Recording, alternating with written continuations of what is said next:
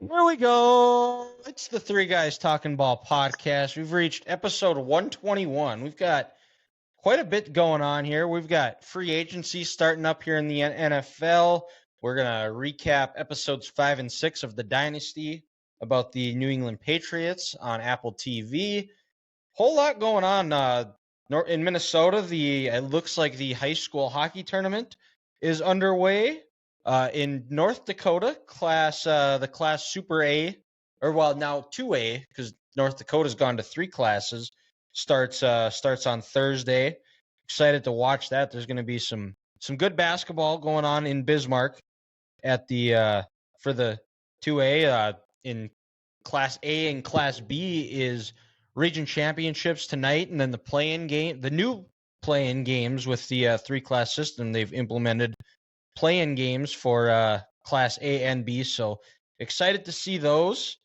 We've got a whole other stuff too, but before we have a wrestling state controversy here in Minnesota. So, we do. What enlighten us here, Ethan? So I was just listening to this on Barrero today with JG, but there was a Shakopee wrestler who I don't know if he lost the state championship. I know it was at state. He lost and. He said he blacked out from a chokehold twice in his match. And it turns out this is not the first time someone has accused this kid of doing it. According to a couple text messages, they opened up Dan's inbox or whatever in the text line and stuff, and they texted in and all this stuff. And so this is not the first time this kid's been accused of it, even within the last 2 weeks. And then on top of that, his dad, the guy that choked the kid, the guy that choked the other kid out, his dad was known for this when he was a wrestler. And guess who's the head coach? His dad.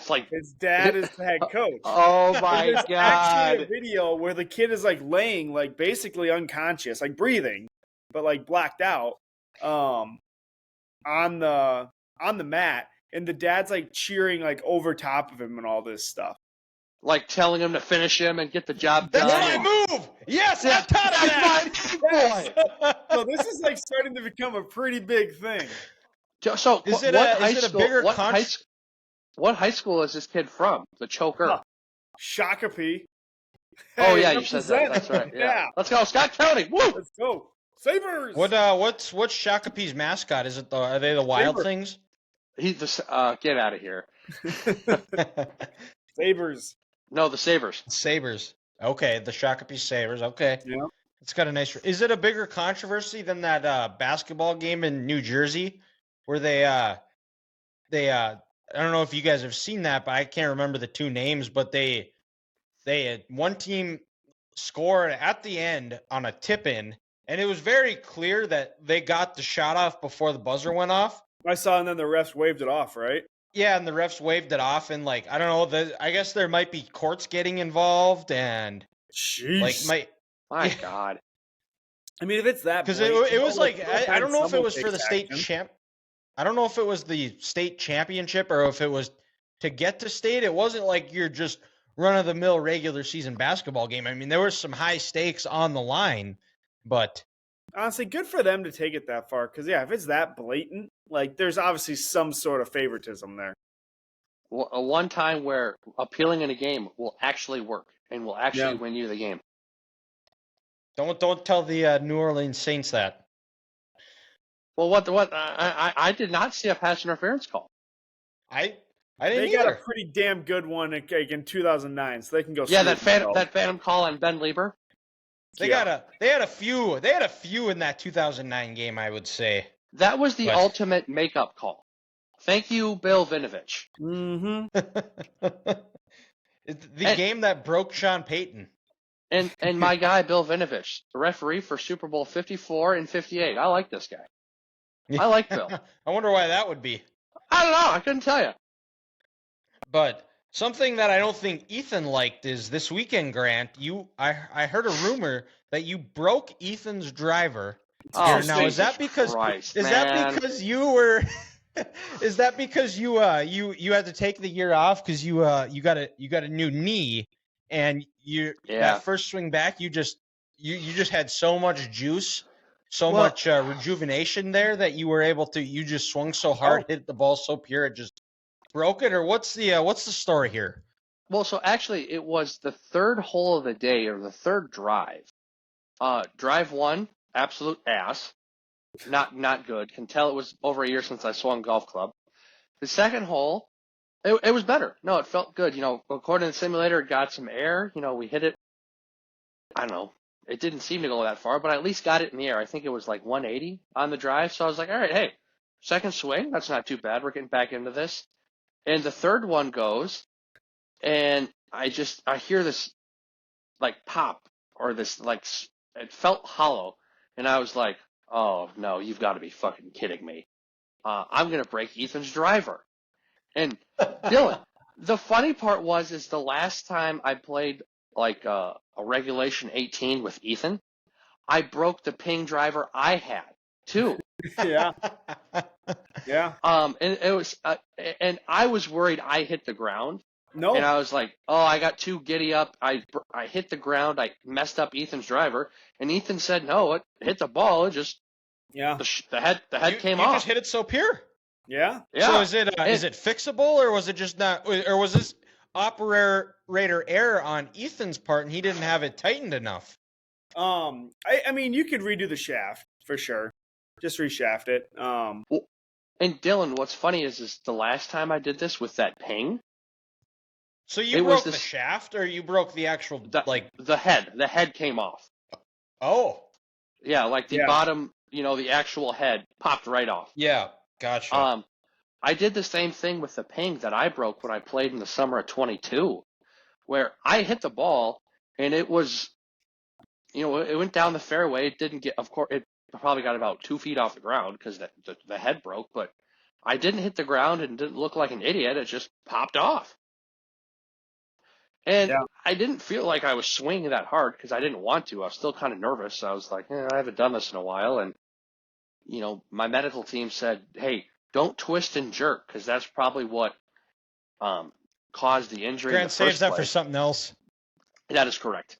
So I was kind of nervous. I was like, I don't want to be a jackass here. And it was funny, the hole before, from like 90 yards out, I chipped one on and I put it within 2 feet. So I was like, hey, maybe I'm back. I was feeling pretty.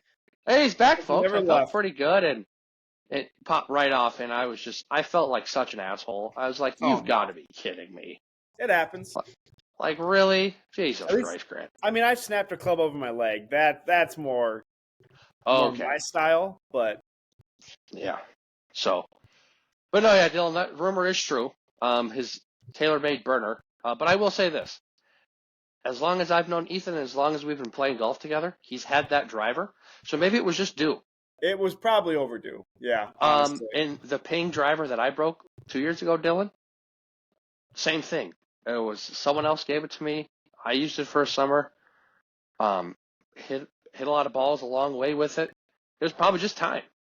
And I happened to, the last 2 times I've done anything with a round of golf, I broke it off. So I don't know. Well, hopefully Ethan is able to get it fixed here. And, I'm going to stick with talking to you, Grant, because you are a bit of our pop culture czar here. So I want to get your reaction to Kristen Cavallari, Jay Cutler's ex-wife, has a new boyfriend. I don't know if you saw this, but it is one of the Montana boys. Yeah, 24-year-old Mark Estes, who just wrapped up his college football career with his final game being a loss to one Dickinson State University Blue-Hawks here. Him and Kristen Cavallari. Kristen Cavallari, mother of 3, 37 years old. Mark Estes, 24 years old, who is in a lip-syncing boy band called the Montana Boys here. So Grant, I know you've seen this and you've been waiting to talk about this since it went public, because I think it actually came out the day last Thursday when our last episode dropped here. So what are your thoughts here? It's funny you mention this, because I actually have some sort of story to this. The week of this, well, it doesn't involve me. Oh, sorry here, folks. I my sister, Olivia, she was in Nashville over the weekend of the Super Bowl, and she follows the Montana boys on TikTok because they're good-looking cowboys, and Maybe they have that's great what we hair. do next episode, guys. Is we do our next show. We do our next show shirtless. What do you say? I think that's a bad idea. That's a bad idea. Because we are not good-looking people. She's in Nashville, and the Montana boys are there, and naturally Olivia is in love with, I think, this guy right here. And the group of friends she was with didn't want to go to this bar where the Montana boys were at, and Olivia was pissed. She goes, "No, I love this guy. Like, my future ex-husband, which is never going to happen, is there. I want to meet him." Well, fast forward a week later, she tells me, she goes, "Granny, you're not going to believe this. One of the Montana boys is now dating Jay Cutler's ex-wife." How did she find this out? She found this out before it was public? Well, I think one of the Montana boys posted it on TikTok or something, because she told me last Wednesday. Okay, she told me last Wednesday. It wasn't a week later, but. Oh yeah, sorry. So maybe 2 weeks later. 2.5 weeks later after. The timing is very important here, because if she knew this before, then So sorry. She was in Nashville the weekend of the Super Bowl. Some of the Montana boys were in Nashville that weekend. And last Wednesday, the 28th of February, she told me, because I met her and my parents that night for dinner, that she was sad because he is now in a relationship with Jay Cutler's ex-wife. And I told her, I said, well, hopefully, when they're doing adult activities, it's at Montana boy's house, because Cavallari doesn't have a house because Jay Cutler froze their assets. You guys think they do it?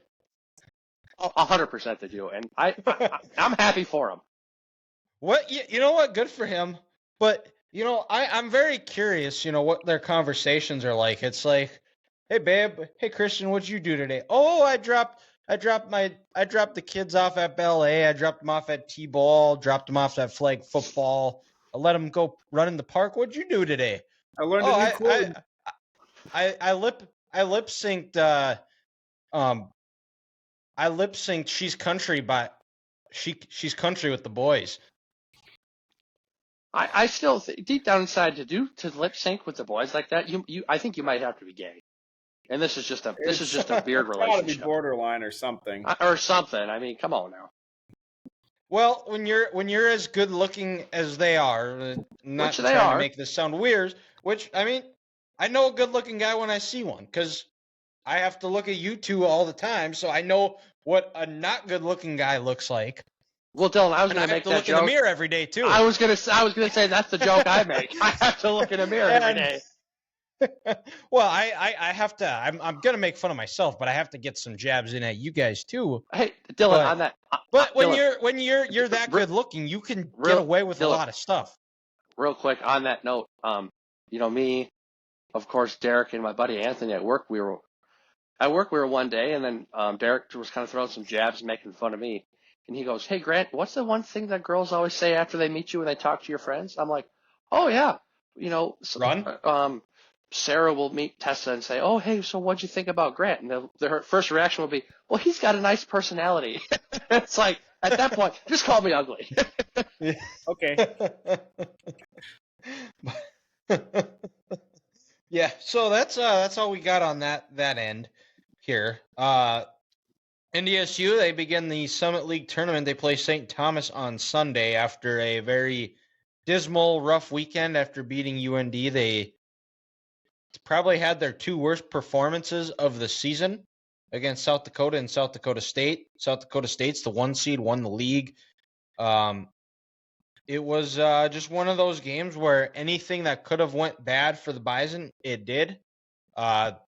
I think some of it was South Dakota State. They clinched the 1 seed on Thursday against UND up in Grand Forks, and they really basically had nothing to play for. They just were out there, could play loose. They just went out there and had some fun, and I think the losing at home to the Bison earlier in the year probably added a little bit extra juice. But NDSU, they like I said, they play St. Thomas on Sunday. If they win, they're going to have to play South Dakota State again. I already told Ethan's dad, Craig, that NDSU is going to be beating the Jackrabbits in the semifinals again and I saw the advancing text. to the Summit League tournament. And they're gonna, instead of going there for their it'll be, if they do make it to Tuesday night, it'll be their sixth straight Summit League championship appearance here. And this is the year I think they win it. This is a year I wouldn't be shocked. Really, if any team won it, just the way some teams are playing. Kansas City is playing at an all-time level. Denver, they've got one of the in Bruner, they have the leading scorer in all of college basketball. South Dakota State, on paper, I think is the best team and by Would that far be the 3 favorite, straight years deservedly the so. Summit League has had the leading scorer in the NCAA then? Admis? Or at least 3 of the last 4. Asmus, that's whatever his name is, yeah. Asmus, yeah. I don't know if he led the nation last year. I know he was close. I don't know if he was actually, but Got some dudes. yeah, for sure. You know, Dylan, one thing I kind of wish this would be like it's just kind of a small bet here, but if NDSU can't pull out the win against South Dakota State, with the success in the recent last over calendar year that SDSU has had against NDSU in multiple sports, to pay off a bet to Craig, you should almost have to wear a blue and yellow shirt on the podcast. Ugh. Is that only fair, Ethan? I think that's more than No. fair. I think No. it is. I'm not ready to do that yet. Nope. Why not? If South Dakota State wins a game in the NCAA tournament, I will wear a Jackrabbit shirt on the podcast. Okay, we got a verbal handshake right here. Well, that works. We'll make it. Yep. All right. Yep. Okay, I like it. I've wore Jack stuff before. I'll be honest. I've never have, and hopefully I never Well, have to. A lot of it was growing up, but I did go to one basketball game with my dad while I was in college, so I wore Jack stuff out of respect. Oh, that's just being a good son. Exactly. Well, You gotta which is called respect, dumbass. Yeah, I just had a different way of saying it. You just rolling from Stupid Town? Yeah. Exactly. So, speaking of which, I guess we can go. No. Well, I mean, if you want to call this next thing stupid, then we will. I don't know what you're talking about. You're more than welcome to. Well, you got to let me talk and quit interrupting me here. Jeez, unbelievable. A former Jackrabbit teammate on the Eagles has recently just retired. Jason Kelce officially announced his retirement from football, and Grant, as our resident czar of the offensive line, when I say the name Jason Kelce, what do you think of? Oh, it's passion. It's passion. How much he loved football, how much he loved the city of Philadelphia, how much he loved his teammates. If he was emotionally invested into something, he was going to give every single ounce of energy to that, and he was not going to let anything stop him short. He's got the one world championship when they beat the Patriots here in Minneapolis in February of 2018. And the other Super Bowl that he lost, you know, I know he's going to kick himself for missing that blitz off the edge with Willie Gay when they didn't go pick him up. But besides that, that offense and that offensive line had a hell of a game. And he put everything forward to win that thing. So I think just, you know, passion and just enthusiasm and just the love he has for his family, his football team, and the city he lives in. We would be in a lot better place in the world if we had a lot of people were more like Jason Kelce than who they act to be. Yeah, absolutely. And I mean, Jason Kelce is somebody that he makes the Eagles a little bit more likable because he's so relatable. He has respect for the game. He's all around stand-up guy, loves his family, loves his teammates, puts the really, I think, embodied the city of Philadelphia, that hard-nosed, blue-collar, bring your lunch pail to work type of attitude that those Philly fans are so known for. not very often do you see offensive linemen as the face of franchises, but for the last probably 6 or 7 years, Jason Kelce, it's safe to say that he's been the face of the franchise. You go back and you look at how when Philly has ended their seasons these last 5 or 6 years, it always cuts to him and his reaction no matter what. You can see how much that city meant to him when you look back, because for the last since COVID, really there were questions: is he going to be coming back? Because I think he was a free agent, got a new contract, and just his body just continuously wearing down. Watching the Amazon documentary, it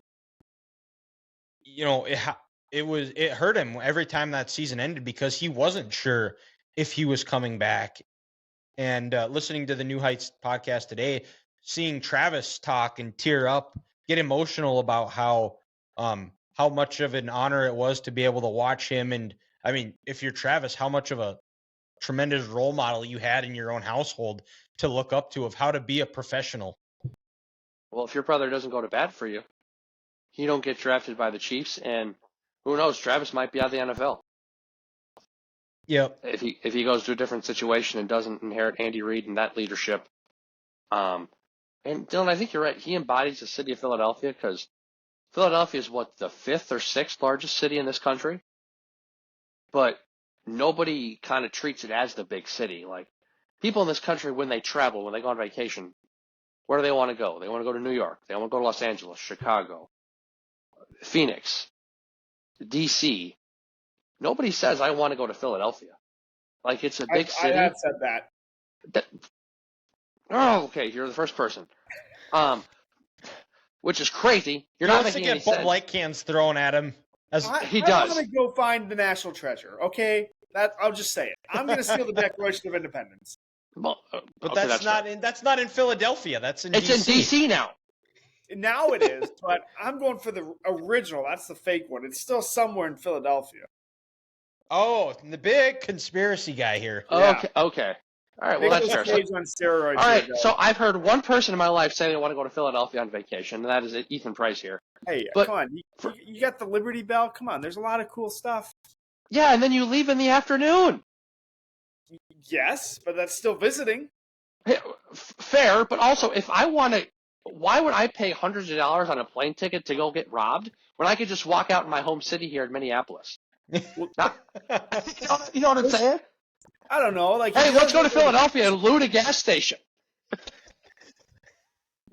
As long as you don't go to the bad side of Philly, you're fine. It's just like as long as you don't walk into Minneapolis anywhere, you're fine. That is true. Now I'm just being an asshole and shitting on the city of Philadelphia, but it's kind of fun.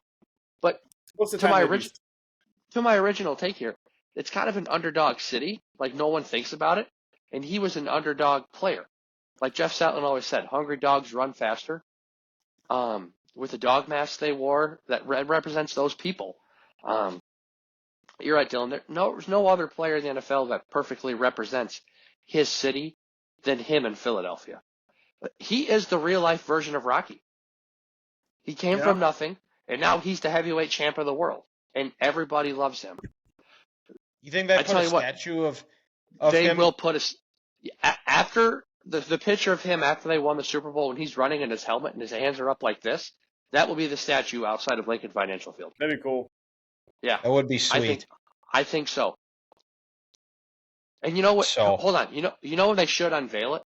Not during the football season. It should be on June 2nd. 6-2.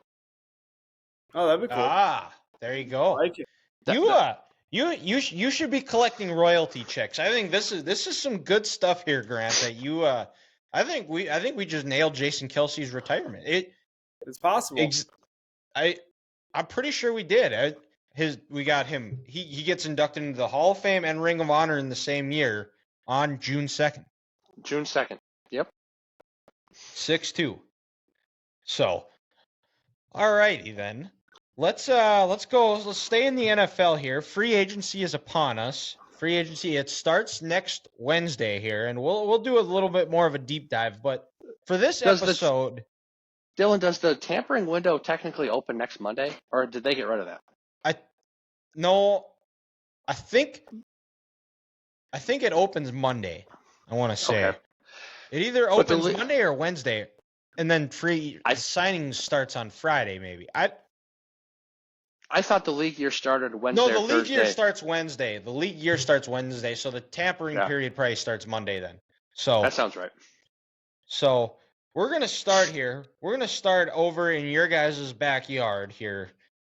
Free agent QBs. We're gonna predict where every single free agent QB is going. So on the list here, we've got Kirk Cousins, Russell Wilson, Baker Mayfield, Ryan Tannehill, Joe Flacco, Jacoby Brissett, Sam Darnold, Drew Lock, Gardner Minshew, Joshua Dobbs, Tyrod Taylor, Jameis Winston, Carson Wentz, Mason Rudolph, Tyler Huntley, Marcus Mariota, Mitchell Trubisky, and pending his release, because it's not official yet, is Jimmy Garoppolo. So, but we're going to go back up Mr. to the Steroids. Yep, we're going to go back up to the top here. We're going to start over in your guys' backyard here. Kirk Cousins is set to be a free agent here. And, this one is going to be where I think once Kirk Cousins signs, wherever that may be, if he re-signs in Minnesota, or a lot of people are speculating he goes to Atlanta, I think once you see him go, I think there's going to be a lot more that are going to fall into place. But I think Cousins is going to be that first domino to fall, because in this class, despite coming off an Achilles injury, he is still the best quarterback in this free agency class. I think he still has the most to give and most ability and most longest years. I think this is the Achilles tearing. I think that was just an outlier injury. I think he's going to be able to come back and be healthy wherever that may be.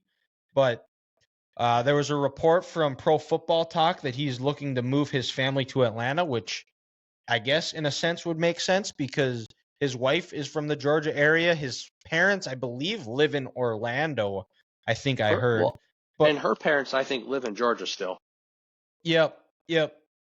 And Kirk is I don't think it's controversial when I say this, but he is the best quarterback in Vikings history. Mm-hmm.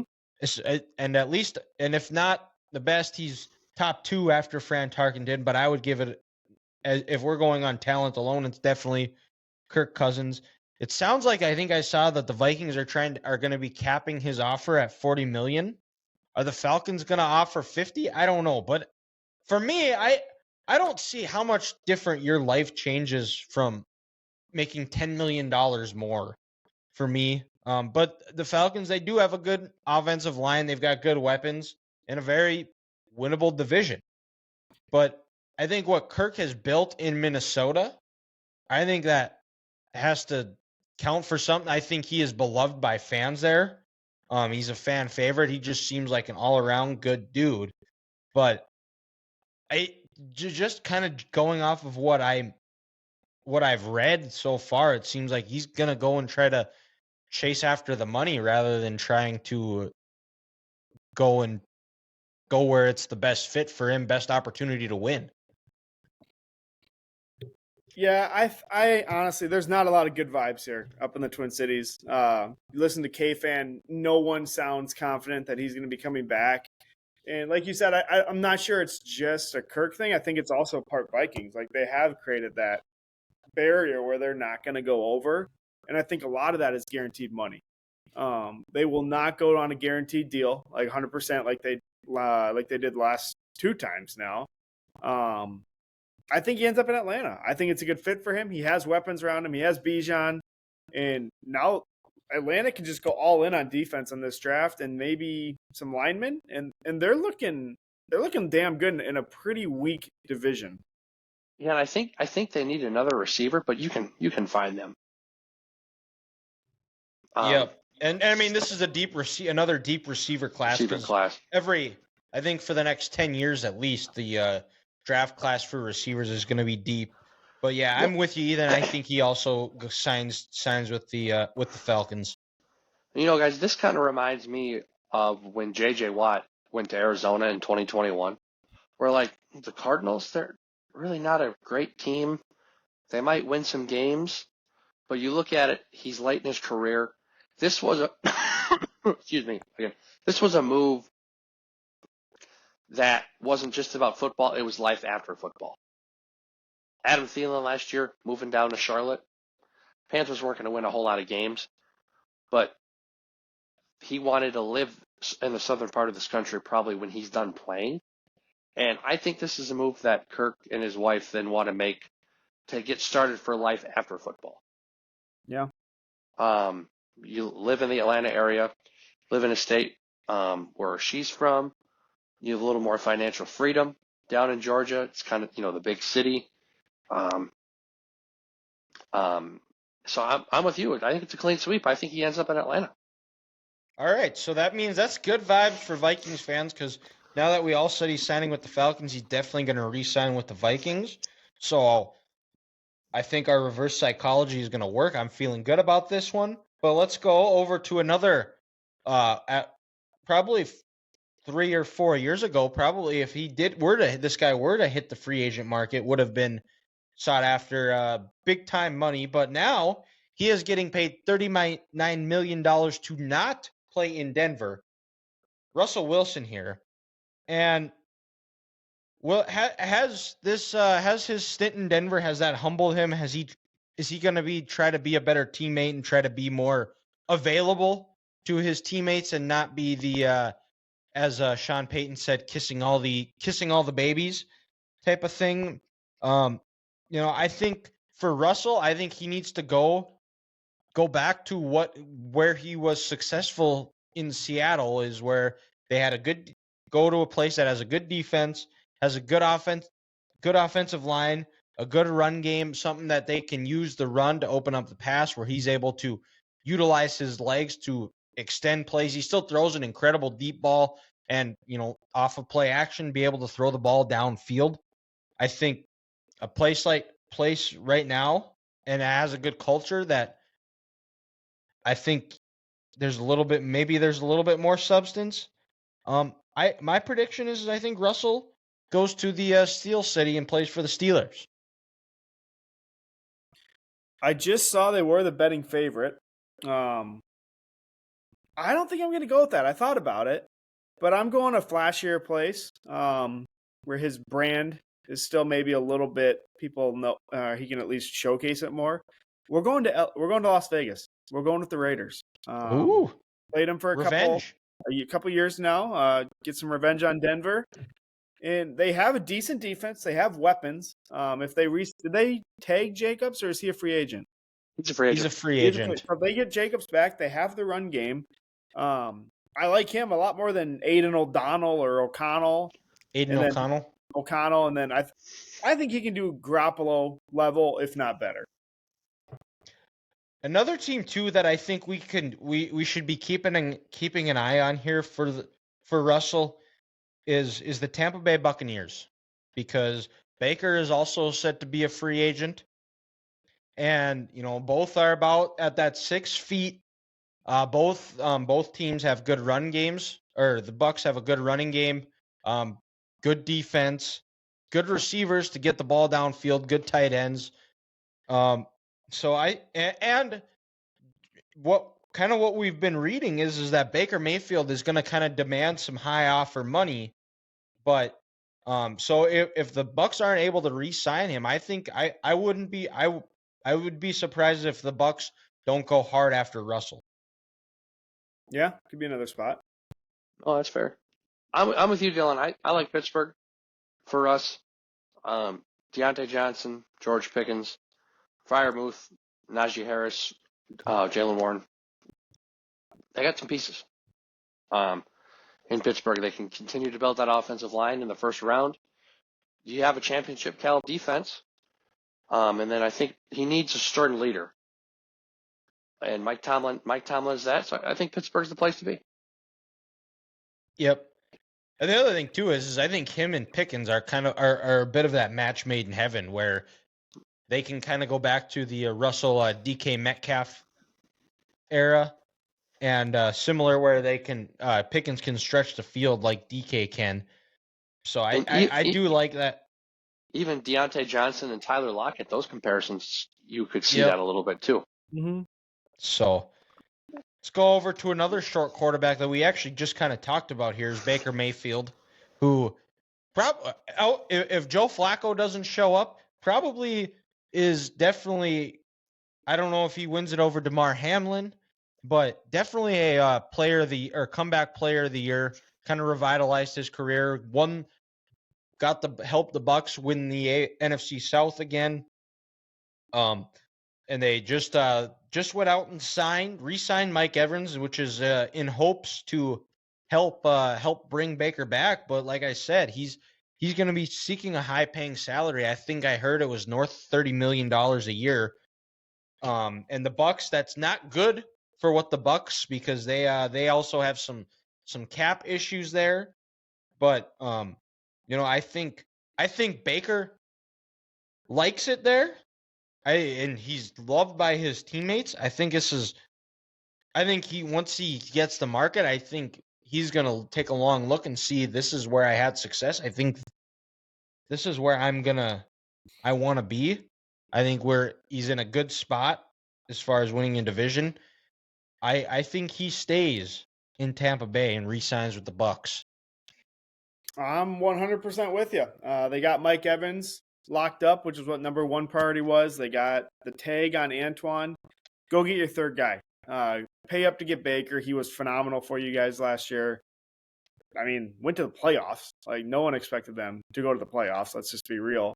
So yeah, And win a game. Why the hell would you not bring him back? We thought they were on Caleb Williams and Drake May watch. Yeah. Would be almost a disservice not to bring him back. Yep. I'm with you guys. It's a clean sweep. And Baker's one more bad season away from almost being ostracized out of this league. Tampa Bay saved his career. He saved Tampa Bay. You got a good thing going. Don't leave. Also, no state income tax. It's a beautiful state, beautiful region. Why would you leave that? Yep. And now we outside of the I don't know if we say Russell Wilson's a surefire starter, but if he does go to Pittsburgh, he's definitely their best option. It'd be a quarterback competition, and I think Russell wins that, and I don't think it's particularly close. But and hypothetically here, let's just for fun, let's say Kirk does sign with the Falcons. Where does Justin Fields end up? And Russell goes to the Steelers here. Oh. So where do you guys see Justin Fields going? I'll say Saints. The Saints, okay. I could see the Raiders taking a chance on him. Yeah. I could see that as well. I think it would be terrible for the Raiders because, well, then they'll be picking at the top of the draft next year, getting that number one pick. So maybe it's just a tanking ploy. But let's have some fun here, because I mentioned a handful of them. Where do you guys think Ryan Tannehill plays next year? He's going to be a bridge guy for sure. Like, no one's going to pay him a ton of money, maybe a year option for a second or something. I'm going to go New England. If they're actually really like Jaden Daniels, like people are saying, he's not going to start year one. I think Tannehill would be a really good bridge guy for him.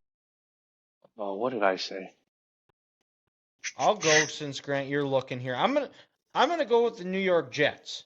I think last year they got caught playing with fire after not having a reliable backup behind Aaron Rodgers. I don't think anybody expected him to.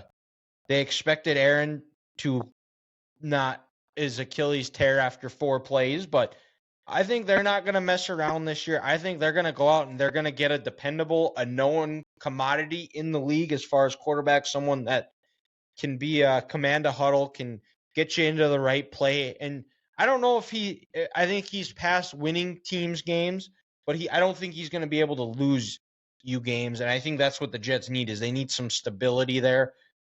Because if you read the article in The Athletic, it's not very well in New York. You know, guys, I'm gonna go with the Colts. I think he's gonna stay in the AFC South. I think they move off Minshew, but they know with Anthony Richardson, his body's gonna take a toll if he wants to be a runner. Shane Steichen can work with him. He could get a playbook going, get an offense going with a capable backup. I'll say Indianapolis Colts. All right. All right. And the comeback player of the year, Joe Flacco. Where do you guys think he ends up? Exactly like you said about the Jets, just to replace Flacco with from Tannehill. Okay, so we have a reunion of sorts. I think he stays in Cleveland.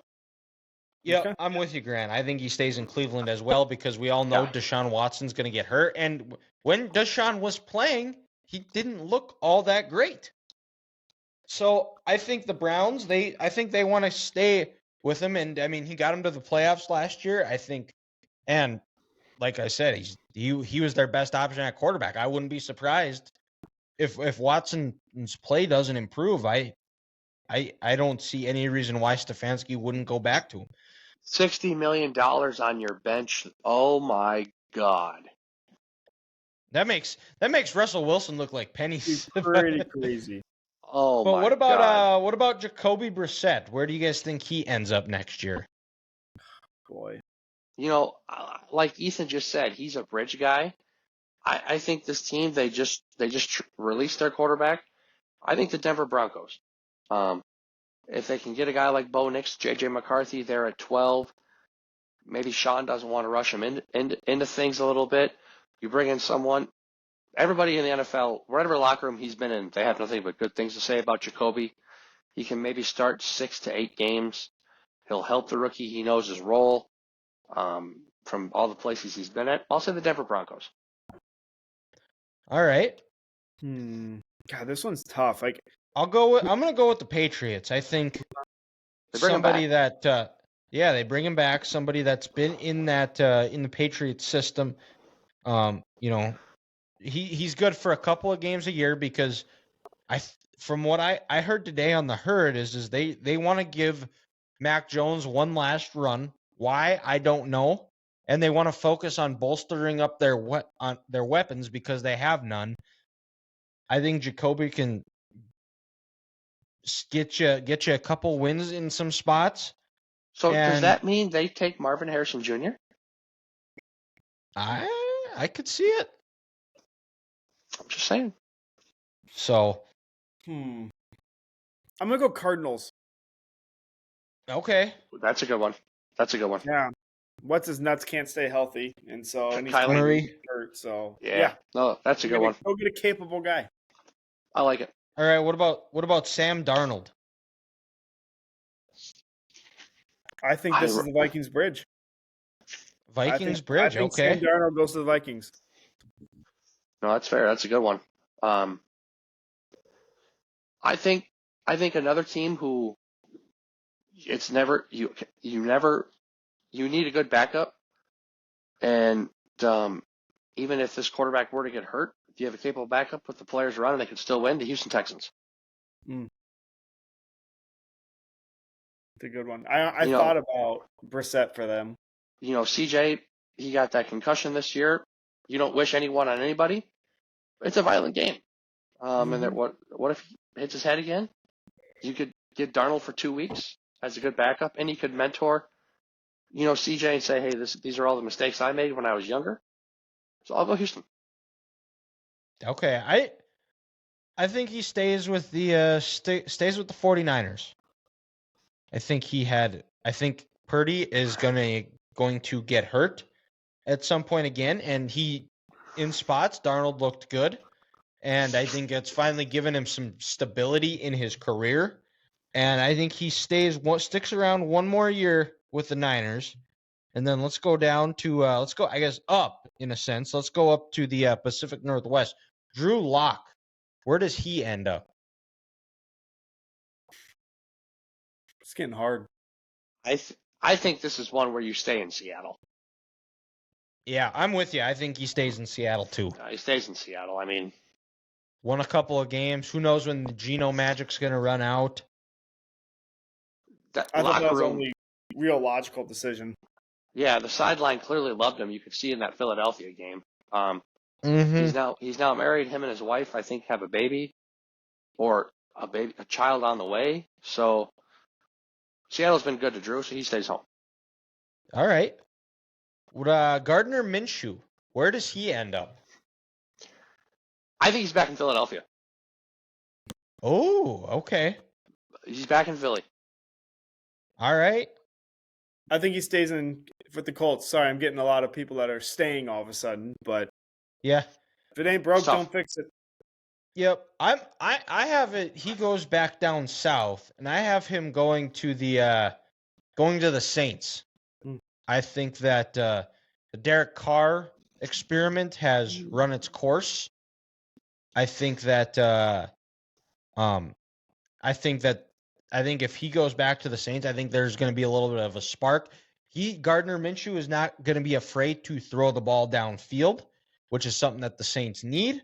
So I like Gardner going to the Saints here, but let's go to another former Vikings quarterback is Joshua Dobbs. Where does he end up? Man, I don't know if he gets on a team. So I actually said this, guys. I said he moves down to Houston, but his ass is working for NASA. He's out of the NFL. Yeah, I don't know if he has a team. So you have him working for NASA. I have him working for NASA. Yeah, I mean you're aerospace engineer. Go work for NASA, bro. Training camp invite or something. That's honestly the best I could think of. Yeah, I got you. I really had no idea either. So I just threw this out. I think he goes back to the state he played his college football at. I think he ends up with the Tennessee Titans. Because why not? Tyrod Taylor. He retires. Yeah, I think this is a stay in New York. He's a hell of a backup.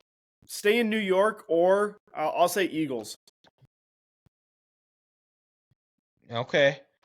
Yeah, We got now up. We have famous Jameis Winston. Where does our guy Jameis end up at? Houston. Gunslinger. This team has a new coach, a new culture. Their head coach wants to bring the energy. Jameis brings it. I'm going to say the Commanders. Commanders, okay. I initially had Raiders, but the more I thought about this, the Broncos do not have a quarterback. Jameis played for Sean Payton, and I think he goes over and I think he starts the year in Denver. I think Denver also drafts a quarterback. So at some point, but I think Jameis ends up for the playing for the Broncos. And Sean Payton did love him. Yeah. He did. Also, Jameis, a tremendous locker room guy. You've never heard any of his teammates ever say a bad word about him. So then let's go to Carson Wentz. Where does he end up? Rams. He stays. Yeah, he stays with the Rams. Okay. Stays with the Rams. This is easy. With Cousins leaving, Carson, North Dakota boy, grew up rooting for the Vikings. And, there's been a lot of talk about another former NDSU quarterback going to the Vikings. I do think an NDSU quarterback is on the Vikings roster. I just think it's Carson Wentz on the roster here for the Vikings. Nice. A homecoming of sorts. Okay. Mason Rudolph, I think we're all in agreement that he is a Steeler next year. Yeah, same with Huntley. Yep, Huntley. Since I had Russ in Pittsburgh, I actually had Mason Rudolph as the backup in Tennessee. Oh, okay. Behind Levis. All right. Tyler Huntley, Ravens. We all good on that one? Yeah. Okay. Marcus Mariota. I think he returns to the Eagles. Something similar skill sets as Jalen Hurts. And we've kind of seen Jalen kind of fall out or hurt his body break down on him. I think Eagles are going to need him, and basically a plug and play type of situation here with a guy like Marcus. I'm going to say wherever Caleb Williams goes. Okay. So I'll pencil that in for Chicago. Yep, Chicago more than likely, yeah. I got him going out back to the West Coast. We'll go with the Chargers. In case Herbert gets hurt, no offense to Easton Stick, but Mariota's got that skill set that Colin had when Greg Roman and Harbaugh were there. Can you change it up a little bit, make some plays with his legs? I'll go the Chargers. All right. Now, Mitchell Trubisky. Where does MVP Mitch end up? Big surprise. I can confirm breaking news here. He signed with the Bills. It's Ethan. It's funny. Before you got on, I told Dylan I wrote down he'd go to the Bills, and I go to Instagram and it says Mitchell Trubisky re-signs with Buffalo. That's great. Yeah. Yeah. So I guess I had him going to the Packers because I really didn't know, and then I think we all expect Jimmy G to get released. Where do you guys have him ending up? I'm gonna go Chargers. Chargers, okay. Kind of reminds me of the JJ McCarthy type. Now, obviously not as talented, but I like Arizona. Arizona, okay. I have him going over to the East Coast here. He gets reunited with his offensive coordinator in San Francisco. I think he goes, and I mean this is perfect. Big dude, muscle dude, tan, goes down to Miami and is Tua's backup. Oh shit, that's a good one. Good one. Uh-huh. Yeah, that's a good one. So that is our NFL predicting where every free agent quarterback is going to end up. Sure to go wrong. And let's go get into to the Dynasty episode 5 and 6. And the episode 5 it starts with Tom talking about the losing to the Giants in the Super Bowl, and he talked about how that is the one game in all of his playing career that if he could change the outcome of that would be the one he would talk about. I thought we all know Bill Belichick as the no days off. Last year was last year, put it in the past, and he actually put a different perspective on that season. He talked about how, that season, the 16-0 season, they shouldn't forget about because of all those years of going through the 5-11, the 7-9, winning 16 games and going undefeated in the regular season is a feat only 2 teams in NFL history have ever done. So even though they fell short in the Super Bowl, it was something that they could absolutely be proud of. Yeah, I like that. I thought that was cool because it was most of the same team. It's like, hey guys, what you did last year was damn near impossible. Give yourselves a round of applause for that. We're here to work, but let's not take that for granted. That was special. I haven't been able to watch, guys. I'm not going to lie. I've been so goddamn busy. I've had zero time. That's a piss poor excuse. Sorry, man. So, Grant, you and I are rolling here, but, I did not know that Brady was going to try and play after he tore his ACL, after he got hurt in week 1, and he was, how he was going to play. He was just going to brace it up and fix it after the season. And he was actually throwing like he was going to play. And Randy comes up to him in practice. He's like, "Tom, are we playing here? Are you actually going to play?" And then they take him into the locker room, and how dejected he was and mad. He was throwing his playbook in the training room, just frustrated because he wanted to be out there and how he wanted to play so bad and be out there with his brothers. I tell you what, being injured sucks. It's no fun. And especially with an ACL tear, you're going to be in an absolute monstrosity of a brace for probably at least 10 weeks, 12 weeks. But boy, even if he would have braced that thing up, he would have done a lot more harm than good had he played. Yeah, for sure. And that's one of those things where he's a competitor like we'll never understand.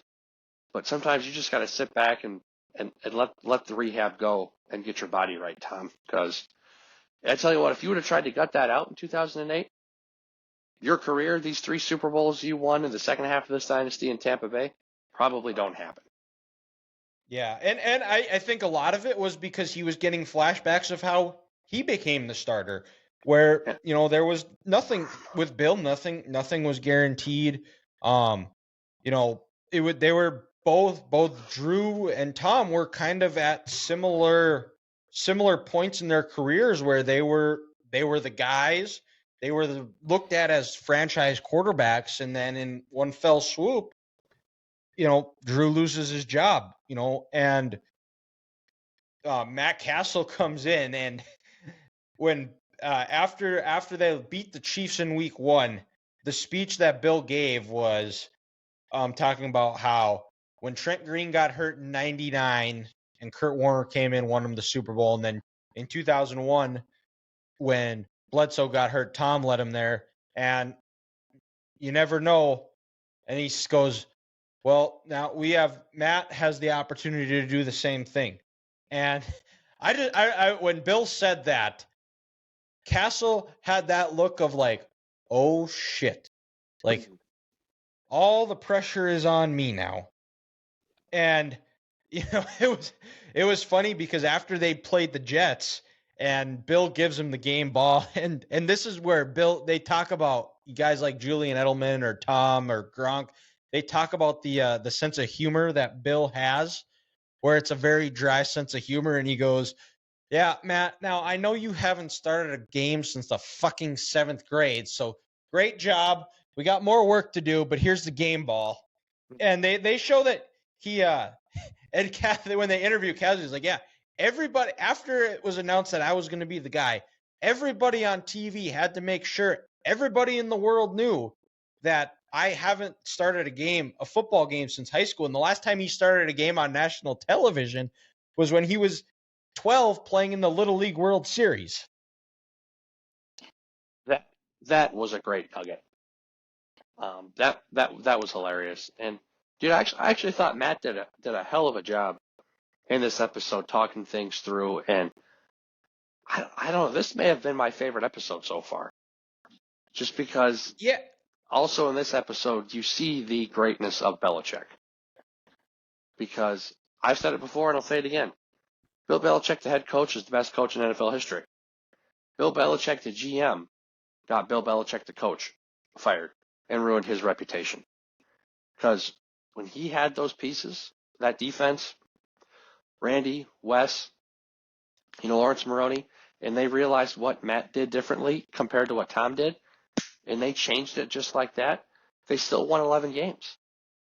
And missed the playoffs in a tough year because the AFC was really good that year. So this is the year that people forget about, but when we realize the greatness of Belichick, it's 2008. Yeah. And he probably should have been AP Coach of the Year. He probably should have been, but they talked about how Teddy Bruschi, who's been fantastic in this, talks about how to play for the Patriots, you had to be mentally tough like in their big meeting room, they have a quote by Sun Tzu that said every battle is fought before it is won. And I can't remember who said it, but or is it every battle is won before it's fought? Yeah, isn't that what I said? Maybe. Sorry, go on. Close enough, yeah. I think. I don't know. And how they kind of dive deep into Belichick about how his origins of how he got into coaching. His dad coached at the Naval Academy, and they interview his mom and talk about how he was just there sitting by his dad watching film, learning, and how his dad, if Bill was gonna go, it wasn't for him to mess around or horse around. Bill was there to learn. If he wasn't going to learn, his dad was going to kick his ass. So, but talking about how most coaches are coaching football, Bill is coaching warfare. And, and I think part of the reason why we saw the downfall of Bill is how they didn't have those strong leaders on the team like the Brewskis, because you had to be mentally tough, because in football, there's going to be tough situations. Bill got on you, and how are you going to handle it? Were you going to sit there, pout, shut down? You had to be able to, rise above that, listen to the message, not listen to how it's being said.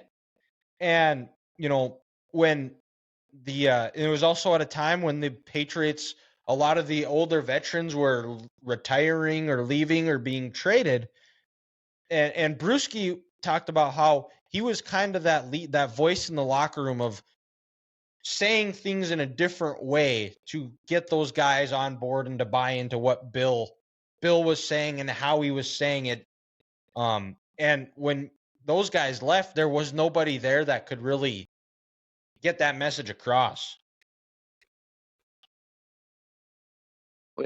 Like when he told Castle, "Hey Matt, how are you gonna have to feel? I'm gonna have to write a note to your mother and say that her son was deceased because he missed the corner blitz coming off the edge."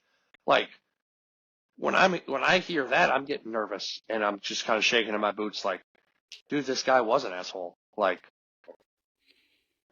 wow. I would not want to play for him or have that guy be my boss. Holy Toledo. Yeah, and then it kind of talks about how the year after, when Brady comes back from injury, it was just a bit of a frustrating year where they end up losing to the Ravens. They get blown out by the Ravens in the wild card round, and people talking about how the dynasty was over, and that's where we get into episode 6, and they talk about how they were looking for toughness, guys that were mentally tough, physically tough, that were willing to go and do the dirty work. And episode 6 starts by staring into Aaron Hernandez's eyes, and that's what they talk about was because as a lot of the veterans were cut, they went and drafted that 2010 drafted it kind of some new faces that were part of that second Patriots dynasty with Gronk, Devin McCourty, Aaron Hernandez was also in that, and that's what kind of the episode really focuses around. Well, and Dylan Jules, Julian Edelman, he was a second-year receiver, so he was part of that new dynasty culture too. Being drafted in 2009. Yeah, and they talk about why they drafted Aaron Hernandez. Obviously, you don't know that he's going to be a murderer, but there were definitely some things that happened at Florida. There were issues, and Ernie Adams does a good job of explaining it. Was we got him in the 4th round, and we felt that he was a first-round talent. And they felt that when they took him in the 4th round, if it didn't work out, they can just cut bait with him. And then it goes back to when Aaron was at Florida, how he got into a fight at a bar, and Urban Meyer had a problem solver down in Florida, and kind of learned that Aaron was like, "Oh, I'm a football player. He could get in trouble, but not really get in trouble." And talk about at the rookie symposium, Chris Carter, how about doing things the right way and cutting bait with bad influences in your life, because there's going to be a lot of people that are going to want to be hanging around you just because you have money. And Aaron and I think it was Michael Hawley who talked about it, who's been in the Boston media forever, and how there were signs, if you go back and watch some of his interviews, about like some of the things he was saying, that it felt like it was maybe throwaway lines, that like maybe we should have pressed him on some of this, about how when Aaron got his new contract, and about how the Patriot way changes you, and not being so reckless. And that would have been one of those moments. It's like, what do you mean, like, being reckless? What have you been doing? And Hernandez losing his dad, Kraft felt that Aaron looked to him as a paternal figure, that they had a very close relationship, and there were a lot of signs though too on the surface with Aaron, that like Kraft or the coaches, maybe they didn't notice, but like in the locker room, they talked about how with him meltdowns happened often, how he talked about beating their ass, how he was going to kill them. And then towards the end, before he got arrested, is that they noticed that he was hanging around the bad influences, and he would say things in walkthroughs that, like, if any other player was going to say it, there's no way they would last. And I think Bill just didn't respond to it. I think Bill probably thought that Aaron was just kind of looking for attention and figured, if I ignore it, he's just going to stop because that's what he's doing. And then it was so bad that the Patriots players had a code basically that said don't hang out with Chico, because if you hung out with him, there were some good chances that Aaron was going to be getting in trouble, or you were going to get in some trouble. It's kind of a sad and disturbing episode. And, Dylan, I really felt bad for Deion Branch there, because you could tell he gave Aaron way too many benefits of the doubt, because it just starts off in him. He's just cold in the face, and he goes, man, there are so many instances I should have seen and realized that Aaron was just a bad dude in general, and I missed him. And like you said, just kind of a sad, eerie episode. And I appreciate the fact that at the end that Robert Kraft apologized to everyone and said, hey, we made a mistake. We kept this man around too long, and now Odin Lloyd is dead, and 2 others are too. And sure, I think Aaron was acquitted of that, but up to 3 people now aren't on this planet anymore because of this man. And it's just kind of it's a sad situation. And Kraft talked about how it changed his life, about how he looks at people, because he couldn't believe that he got snookered the way he did. And because after, when the allegations came up, Aaron was working out at the Patriots facility, and Robert went to go talk to him, and he looked Robert in the eye and said, I had nothing to do with this. And Robert told him, he's like, well, if you did, I'm sure you had a good reason. I will get you the best lawyer that money can buy. I will pay for him. And then the Boston Globe did a investigation. They looked back on the last couple of years of his life, and they found out that he requested a trade to a West Coast team. And Ernie Adams kind of summed it up by saying the best thing for Aaron Hernandez's football career would have been maybe playing in Seattle. Yeah. Well, that's why almost every other team in the Northeast had him off their draft board, because they knew his friends were so close. They were like, we're not even wasting our time with this guy. Yeah. So, very sad. We got episodes 7 and 8 coming up here on, I think, they're going to be released Thursday night, but we'll be back to recap. Thursday night or Friday? It comes out at like 8 o'clock Thursday night. I think it was announced. Okay. Or I've seen it where it's available, but let's put a bow here on the show here. Kick it over to you, Grant. You got Curveball of the Week. What do you got for us? Excuse me, boys. Well, all of us here, we talk about food all the time.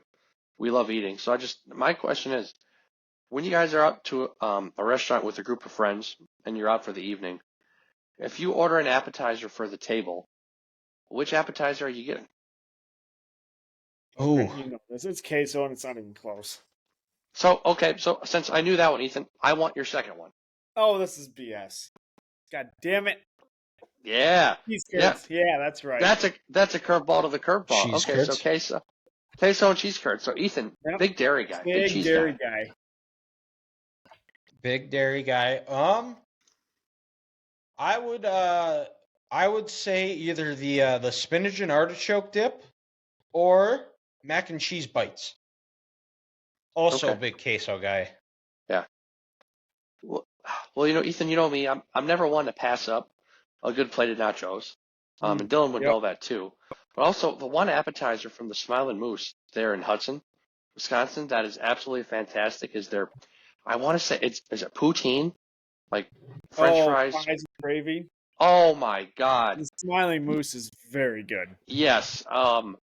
You go there, you could easily take down one of those yourself, and then get an awesome burger, fries, or a meal somewhere else, Now you're really getting me hungry here. and you're going to consume about 3,500 calories, but God, it's going to be worth it. So It's that totally poutine, worth it. Worth that every pout- second. that poutine from Smiling Moose Man is to absolutely die for. That's one of the few things that Canada has given to the world is poutine. Mm-hmm. And fries and gravy, a very underrated combination. Well, it shouldn't surprise us because it's potatoes and gravy. It's a fair point. I've that never is thought of true. it that way. I don't know why it surprises us.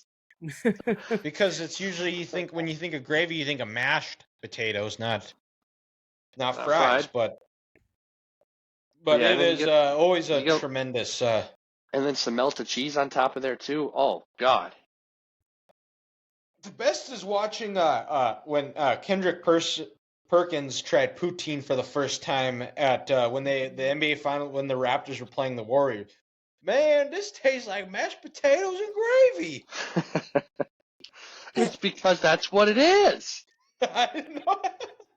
Just the way he said it, though, it was so funny.